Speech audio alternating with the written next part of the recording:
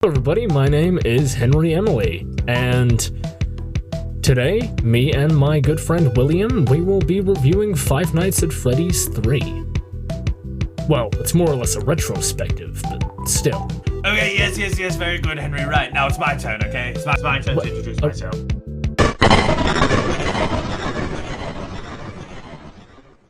After the success of the first Five Nights at Freddy's game, and its sequel, the game creator, Scott Cawthon, decided to wrap up the trilogy with a third game.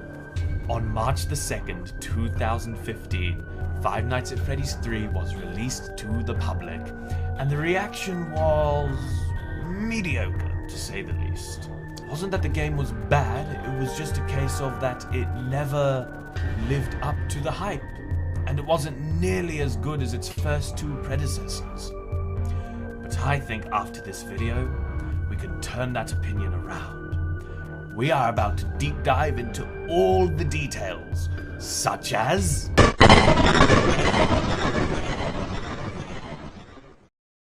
The atmosphere is very green, to say the least. You do get used to it, though. The atmosphere is very dingy and decrepit. I mean, it fits, you know, since it's a horror attraction. And the posters on the walls look like they have mold on the outer edges of them. But let's get back to the office, shall we? The office looks surprisingly clean, with only a few dirt marks and bits of dust around the place. As you can see, there is a box with the old toy animatronics. You get it? You could say it's a box of broken toys. Totally no reference to my new game or anything. With a poster and one of the paper pals hanging above it. All this culminates in the feeling that something just isn't right, or that something bad is about to happen. This fits with the designs of the characters. Oh, speaking of character design.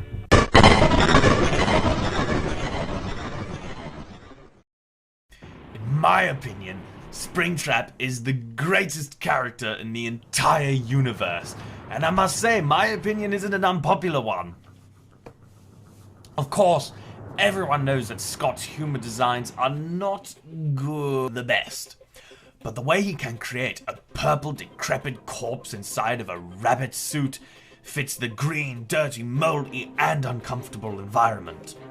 The way his eyes are constantly fixated on you, wide open, as he stares at you through with his giant grin. Seeing that in front of you, in a window frame, in the case of there is no door or anything in front of you to separate him coming in and murdering you. The other characters also fit the environment really well, with their dirty or burnt designs. But they're just recolors, so they're not nearly as good as Springtrap in terms of design or gore. But how did Springtrap end up like this? Why is he in this attraction? Why is he trying to kill this night guard?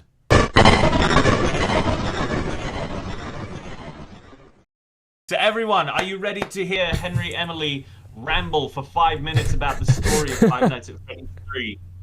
Set 3 decades, aka 30 years after FNaF 1, which FNaF 2 is a prequel to FNaF 1, but let's not get too distracted here, and a new horror attraction called Fazbear's Fright, which was built to cash in on the disturbing past of Fazbear Entertainment and their multiple child murder cover-ups, etc. You most likely play as Michael Afton, the oldest son of William Afton, on a quest to find his father, after being scooped and being used as an animatronic flesh suit for a while, but we'll talk about that in another video. Basically, the crew from Fazbear's Fright are going to the old abandoned FNaF 1 location and just to get props for the attraction. In between night 1 and 2, they find a sealed up hidden room. So of course, they break the wall down and go in there, which is where they find Springtrap, whom they move to the attraction. Each night you will receive a phone call, like the last 2 games. But this time, it's a new guy called Phone Dude, who was also voiced by Scott Cawthon, like the last two phone guys. Phone Dude only talks to you from night 1 to night 2. From night 3 onwards, you will hear training tapes on how to use these suits known as spring-lock suits, which, as he puts it, double as both animatronic and suit. How do these work, you ask? Well, as the co-founder of Fredbear's Family Diner, I'll tell you. So first, you lock the hand crank into a slot on the back of the suit and wind it until the spring locks are fastened tightly to the walls of the inside of the suit. And there you go. You can now carefully climb inside and perform for the customers. Oh, I almost forgot to mention, the spring locks are very sensitive to moisture, etc. So breathe on the spring locks, get any liquid on or press against the spring locks while you or anyone else is wearing one of our spring lock suits. This information will come in handy very soon. Anyway, let's move on to the mini-games. Throughout the game, on specific nights, you can do specific things to trigger mini-games, which will help you free the souls of the missing children who were killed by Purple Guy all those years ago. To get the good ending, that is. But if you don't care about the missing kids, then you'll get the bad ending. Oh, speaking of mini-games that include more lore.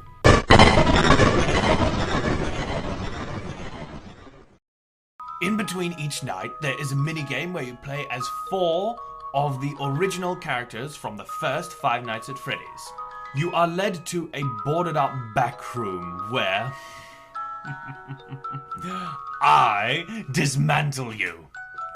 But in the final game, you play as the spirit that possesses one of the 5 animatronics.